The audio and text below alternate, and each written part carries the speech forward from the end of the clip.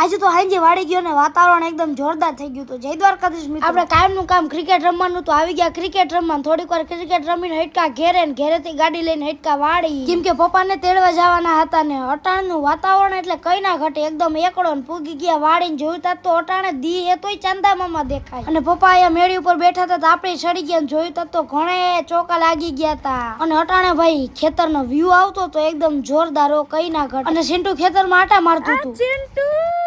અને જેવી મેં રાઈડ નાખી એવું સિન્ટુ મન જોઈને આવી ગયો મેળી ઉપર ને પછી હું આપણે જોયું તા તો બિસ્કિટ હતા. આપણે સિન્ટુને બિસ્કિટ નાખી દીધા ને થોડીક વાર બેઠા ને બિસ્કિટ ખાઈને સિન્ટુ સાહેબ તો જોવા માંડ્યા ચોખા હેરખા લાગ્યા કે નહીં. અને પછી સિન્ટુ સાહેબે કીધું કે ના ના કામ તો જોરદાર છે. પછી ધીમે ધીમે અંધારું થવા માંડ્યું હતું. પણ અંધારું થઈ ગયું તો એટાનું વાતાવરણ દૂધિયા બધું આકાશમાં દૂધિયા જ દેખાય. કેમ દેખાતું એ તો ખબર નહીં. થોડીક વારમાં ગાડી ઉપર બેઠા ને જવા માંડ્યા આપણે ઘર બાજુ. આજનો મિની વ્લોગ આજ પૂરો. કેવા લાગ્યો કમેન્ટ કરી દેજો. Tata bye bye.